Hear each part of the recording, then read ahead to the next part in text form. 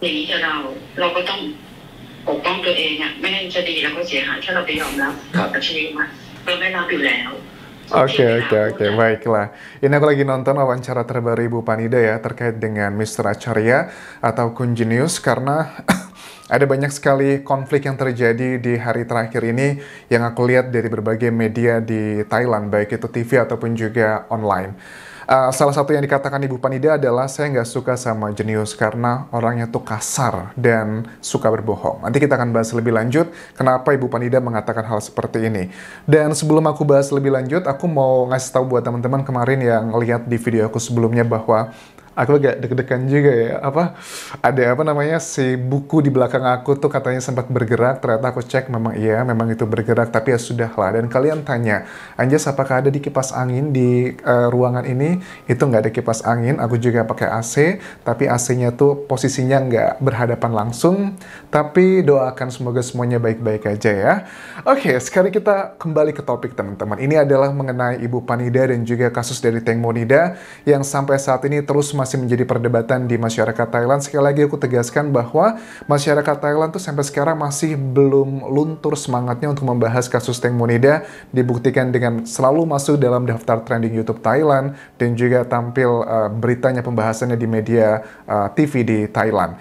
Yang pertama kita akan bahas adalah mengenai Ibu Panida. Menurut aku juga ada beberapa hal yang akan aku garis bawahi tentang, kalau aku lihat di bulan Juni ini teman-teman, ada beberapa langkah-langkah yang cukup besar diambil Ibu Panida. Pertama kalau kita cek ya, kalender Panida aktivitasnya di semingguan terakhir ini, tanggal 6 Juni kemarin Ibu Panida tuh menerima uang sekitar 100 ribuan baht, itu which is sekitar hampir 50 juta rupiah, ini dari Kementerian Sosial Thailand, untuk semua orang warga Thailand yang mengalami kecelakaan pada umumnya juga akan mendapatkan dana bantuan ini. Terus di 4 hari kemudian, tepatnya di 10 Juni, ini adalah salah satu hal yang membuat kita masyarakat Thailand sangat terkejut. Kenapa Ibu Panida di tanggal tersebut mengumumkan di media massa bahwa dia tidak akan melaporkan kasus ini, kasus Teng Monida, dengan pasal pembunuhan. Alasannya adalah karena bukti yang dia lihat di timnya Mr. Jenius lemah dan dia mengaku saya takut dituntut balik. Menurut aku ini adalah sebuah alasan yang dicari di ada-ada, karena seperti aku bilang yang namanya keadilan itu adalah hasil dari proses perjuangan panjang, dari proses dari hal-hal yang sifatnya masih dugaan-dugaan, tapi dengan berbagai macam teknologi, kecerdasan, terus juga ketelitian, dugaan akan menjadi fakta. Itu adalah untuk merujuk ke alat bukti. Menurut aku yang dicari Ibu Panida ini adalah alasan aja, alibi. Kemudian di tanggal 11 Juni ada beberapa hal juga yang terjadi, salah satunya adalah mengenai statement bersama Kunte yang menegaskan untuk kelima orang bersama Teng Monida di malam hari itu, Gatik, Por, Robert, terus juga Job sama Sen. Awalnya kan mereka dilaporkan adalah untuk pembunuhan pasalnya, tapi ditegaskan bersama Kunte mereka batal untuk melaporkan hal tersebut. Mereka tetap fokus pada pasal yang pertama, yaitu adalah pasalnya kelalaian, terus juga ditambah lagi pasal yaitu adalah tentang melukai, karena menurut Panida mereka yakin bahwa mereka tidak ada niat untuk membunuh Teng Mo, tapi ada pasal kekerasan di sana dan itu yang sekarang sedang diperjuangkan. Salah satu poinnya adalah mengenai uang 200 juta baht. Itu adalah yang sedang diperjuangkan oleh timnya Kunte beserta 16 pengacara dan satu mantan hakim Thailand yang juga sudah satu kubu nih dengan Ibu Panida. Berikutnya di tanggal 14 Juni teman-teman, ini Mr. Jenius walaupun sudah sendirian sekarang, waktu itu tanggal 14 masih samar-samar apakah benar atau enggak, tapi sekarang kita udah clear ya bahwa memang mereka sudah berpisah dalam tanda kutip. Di tanggal tersebut ada dua kejadian di mana di pagi harinya Mr. Jenius itu datang ke Kejaksaan Nonthaburi membawa sejumlah berkas dan juga bukti-bukti baru untuk melaporkan kelima orang tersebut adalah dengan pasal baru yaitu adalah pasal pembunuhan.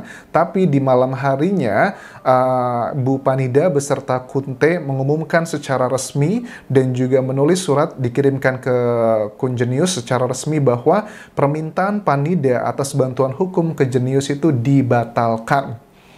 Wah, ini yang ngebuat Mr. Jenius saat itu cukup marah dan juga kesal gitu kan ya. Kenapa kok Panida ini linglung dan berubah-ubah. Kan waktu kalian masih ingat sekitar sebulanan yang lalu ya, beberapa minggu lah, belum sampai sebulan ya. Pada saat banyak masyarakat yang nilai, wah selamat nih Ibu Panida, kayaknya sudah kembali ke jalan yang benar, mau berjuang memperjuangkan kasus anaknya. Di Thailand juga kan seperti aku bilang, ada dua kubu nih. Kubu yang pertama adalah percaya bahwa Ibu Panida tulus akan mengawal kasus Teng Munida dengan pasal pembunuhan, tapi di kubu yang kedua mengatakan, Panida ini cuma strategi doang, dia hanya mencari mana yang paling menguntungkan buat dia. Jadi dia nggak begitu tulus.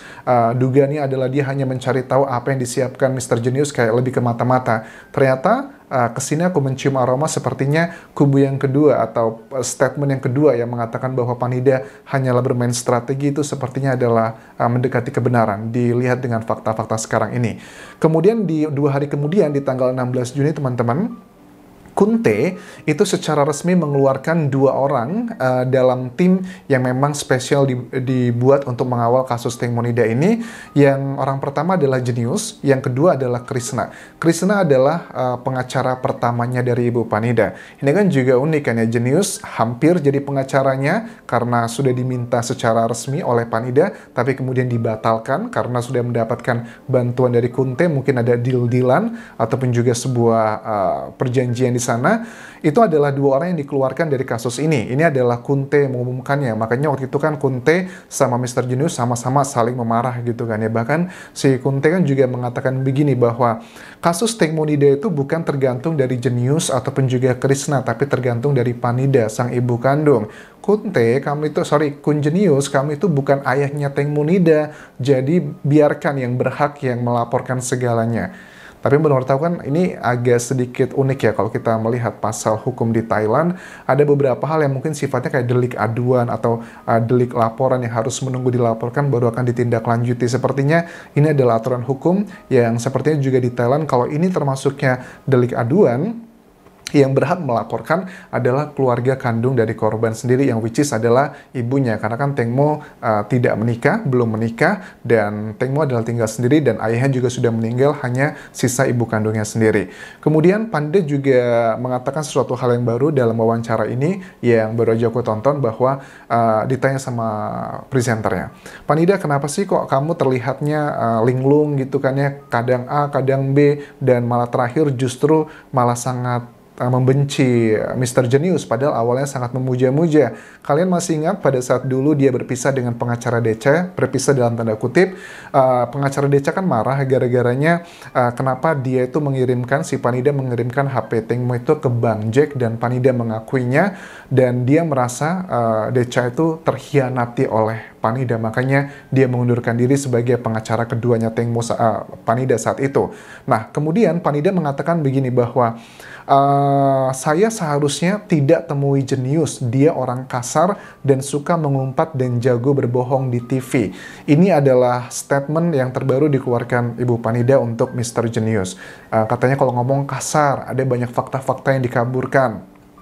Ini adalah pendapatnya Panida, tapi menurut aku sih kayaknya apa keuntungannya Mr. Genius kalau dia harus mengatakan hal-hal yang sifatnya tidak ada landasannya? Karena apalagi secara hukum kan Mr. Genius itu cukup lemah ya, karena dia bukan keluarga kandung dari Teng Munida. Kalau dia tidak punya backup ataupun juga landasan yang kuat pada saat mengklaim A, B, C, dan D, sudah pasti dia sudah lama masuk penjara gitu. Tapi kan apapun yang dikatakan Mr. Genius, semua itu ada landasan dan juga dasarnya. Menurut masyarakat Thailand, sebagian besar berpikir Panida ini hanya mencari alasan-alasan aja. Ini lebih kayak ke politisi ya, tidak ada musuh ataupun juga sahabat yang abadi, tergantung dari kepentingannya. Dan yang tercium saat ini adalah kepentingannya, Panida ingin mendapatkan uang yang lebih, yaitu adalah 200 juta baht. Itu banyak banget angkanya, berapa ratus miliar lah kurang lebih. Kemudian Panida juga mengatakan dalam wawancara ini mengenai pengacara pertama Krishna ya, yang juga dikeluarkan dari tim ini, bahwa awalnya kenapa dia itu memakai Krishna, karena Krishna adalah seorang pengacara yang dalam kategori menurut dia adalah dari daerah, dari kampung gitu. Dipikirnya kalau pengacara dari daerah itu tidak terlalu materialistis, terus juga lebih jujur dan sebagainya. Tapi Panida mengakui itu semua adalah salah, makanya saya ganti pengacara. Sementara untuk pengacara yang kedua adalah Deca, menurutnya dia adalah orang yang baik dan kita juga banyak persamaan dalam melihat kasus ini, tetapi ada beberapa perbedaan yang sangat mendasar, makanya kami berpisah juga. Oke, kita nggak tahu apakah nanti dengan si Deca, sorry, bukan Deca, tapi dengan Kunte, apakah ini akan berjalan seiringan? Menurut aku juga enggak ya, karena bagaimana kita memprediksi langkah seseorang ke depannya ya salah satunya dengan melihat track recordnya. Kalau si Panida bisa melakukan seperti itu ke Kun Genius, bukan berarti tidak menutup kemungkinan dia akan bisa melakukan tersebut ke Kunte ataupun juga tim yang lain yang ngebantu dia, tergantung dengan kondisi dan juga keuntungan apa yang dia dapatkan. Seperti yang aku bilang kemarin bahwa ini adalah aroma mengenai uang 200 juta baht yang saat ini sedang diperjuangkan, dan dia tegaskan dia tidak mau melaporkan kasus Teng Monida dengan pasal pembunuhan, tapi adalah dengan pasal-pasal yang kemarin yang sudah aku jelaskan dan juga di awal video ini. Itu adalah yang sedang dia perjuangkan. Ini lebih ke sifatnya kayak mencari yang mana paling menguntungkan. Dan Panida juga mengatakan bahwa kalau dia melaporkan ini kasus pembunuhan, dia khawatir dan juga takut bahwa Por dan juga Robert akan marah dan menuntut balik Panida. Kok aneh ya? Dia bisa takut sama Por dan juga Robert gitu. Well, money talks harder than words. Sepertinya seperti itu ya, speaks louder than words gitu. Oke, itu aja update yang bisa aku bahas mengenai hari ini, kasus dari Teng Monida. Kita lihat perkembangannya besok seperti apa ya. Mudah-mudahan kita akan mendengarkan kabar terbaru tentang keputusan dari Kejaksaan Nonthaburi, apakah menerima laporan langsung pemaparan dari penyidik Nonthaburi, ataukah menolaknya, ataukah langsung mengalihkan kasus ini ke DSI, Department of Special Investigation. Thank you very much for watching this video. Sampai ketemu lagi di video berikutnya. Jangan lupa follow Instagramku dan juga Facebook pageku di Anjas di Thailand, karena ada banyak hal-hal yang sifatnya simple tentang kasus Temo yang aku upload di Instastory di kedua akun tersebut. Sampai ketemu lagi di video berikutnya. Terakhir, please subscribe channel YouTube ini. Kabun kerap semuanya.